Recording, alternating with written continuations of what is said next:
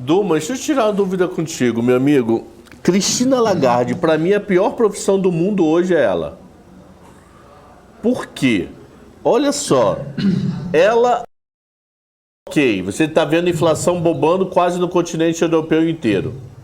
Alguns países um pouco menos, outros um pouco mais, mas tá todo mundo bombando. Aí ela pensa, poxa, se eu subir os juros, eu posso tentar segurar a inflação. Só que ela para ver, pô, tem uma guerra que está acontecendo ali no cantinho, que se é aquela guerra, estão ameaçando não comprar mais carvão da Rússia a partir de agosto. Poxa, se não comprar mais carvão da Rússia a partir de agosto e der problema do gás, a indústria alemã fecha. A indústria alemã fecha, pode ser uma recessão pior do que Covid. Então, se eu subir juros, eu não incentivo a economia. Eu deveria ter juros baixos e suportar a inflação. Só que, pô, suportar a inflação perde poder de compra. Então eu te digo que eu não sei o gabarito para a Europa. Eu não sei se a Europa deveria subir juros, que eu tenho medo que vai acontecer ali na frente da guerra, se essa guerra durar mais. Mas se ela também não subir juros, ela pode perder total controle da moeda. Então eu te digo o seguinte, eu não sei se é preferível não subir os juros e aguentar um pouco mais de inflação do que criar uma recessão pior que Covid. De fato, primeiro não é da Cristina, todo presidente do Banco Central é aquela coisa, um bom marinheiro e um bom comandante se faz em águas turbulentas, um bom navio. Você tem que se virar e acontece o que acontecer. Agora, a gente não pode esquecer que o principal mandato do Banco Central é o nível de preço. Existe uma coisa que você conhece muito bem, que é a neutralidade da moeda no longo prazo. Então, se ela não subir juros, claro, a zona do euro não é como a gente diz, uns Estados Unidos. Perdão, a zona do euro não é como a gente diz o Brasil. As inflações são, dentro dos países, são de certa maneira ancoradas. Agora, você não pode perder a ancoragem. É aquela coisa, inflação também é expectativa. Então, respondendo, meu amigo, o que eu acho? Primeiro que eu não acho que vá romper completamente a oferta de gás natural para a Alemanha. Ou seja, não sim, nem muito pelo contrário. Os russos vão continuar jogando gás natural até que encontre uma alternativa, não para substituir os 40%, porque isso não existe, mas diminui aos poucos. Pega um pouco do Catar, um gás liquefeito, pega um pouco dos Estados Unidos, tentando diminuir a dependência. Mas o que vai se fazer? O preço, por exemplo, já na Espanha bateu os 9%. Você não pode deixar cair 12%. E outra, o trabalho da Cristina Lagarde, ele é pior ainda, dado que a Europa não é, ou seja, a zona do euro não é considerada uma área monetária ótima. O que é uma área monetária ótima? Uma única política monetária serve para os 19 países. Não vai servir. Tem país que está 8, 9, se você pegar Estônia, Lituânia e Letônia, a inflação já está beirando os 12, 14. Então, muito mais juro, tem país que está pedindo menos juro, bom, agora tu te vira, porque o projeto da zona do euro, eu sempre digo, é um projeto político, suscitado lá com o speech de Winston Churchill na Universidade de Zurique. Não que ele falou que a gente precisava da zona do euro, ele falou, olha, a Primeira Guerra Mundial começou com França e Alemanha. A Segunda Guerra Mundial começou com França e Alemanha.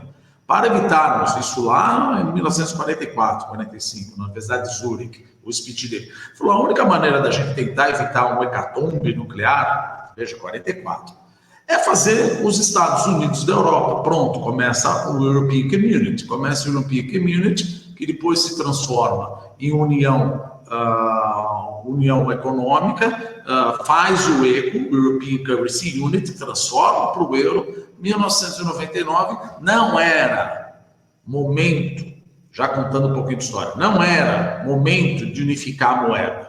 Helmut Kohl deixou absolutamente claro, principalmente depois que a libra esterlina foi atacada em 92 por George Soros. A Inglaterra queimando o pneu, a Alemanha queimando o pneu por causa da reunificação alemã e a Inglaterra com recessão.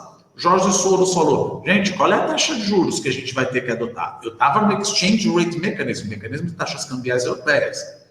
George Soros pensou, gente, o John Major não vai ter cacife para puxar a taxa de juros, porque você precisa de duas políticas monetárias. Então ficou óbvio que a Europa não estava pronta para entrar numa zona do euro.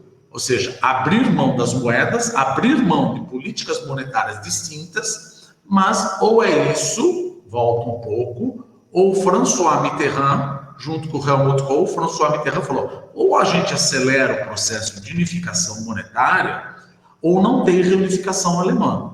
Eu falei, não, mas nós somos mais Europa. Eu falei, ok, eu entendo, mas precisamos ter uma agenda. Aí veio o Tratado de Maastricht, e aí ficou decidido que até 1999, que foi a data que foi feito, a zona do euro entrou de fato. Todos os países abriram mão da política monetária. Então, Cabral, o que você fala é pior ainda.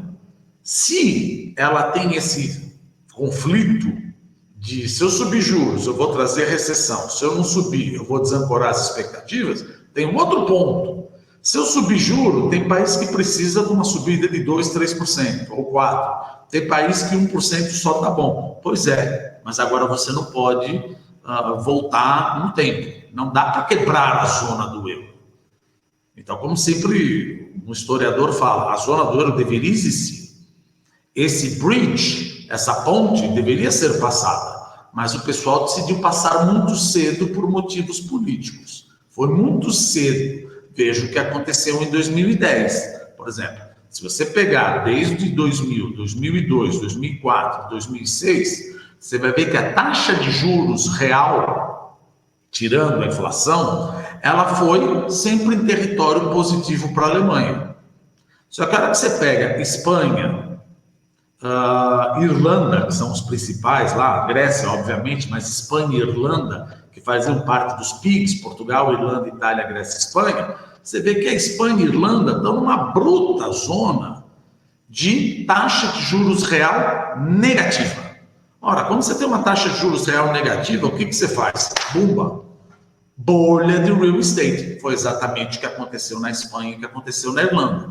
Bolha do real estate, veio a crise da subprime, estourou essa bolha do real estate, quebrou as incorporadoras, acabou quebrando as incorporadoras, e os bancos que emprestaram para essas incorporadoras. Olha como uma crise corporativa leva para uma crise bancária e uma crise da dívida pública.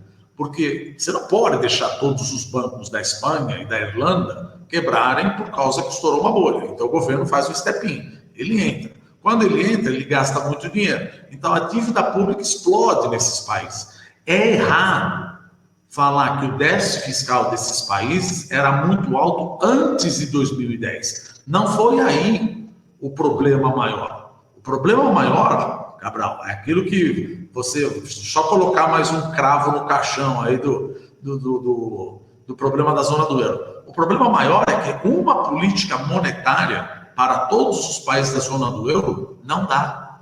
Tem país que pede mais, tem país que pede menos. Veja o que aconteceu em 1992, que não era a zona do euro, mas estavam se preparando o mecanismo de taxas cambiais, a banda cambial, o ataque de Jorge Soros, a crise de 2010, e agora? Você pega um país com inflação 7,5% e outro país com 12%, que nem eu falei, que taxa de juros eu pratico?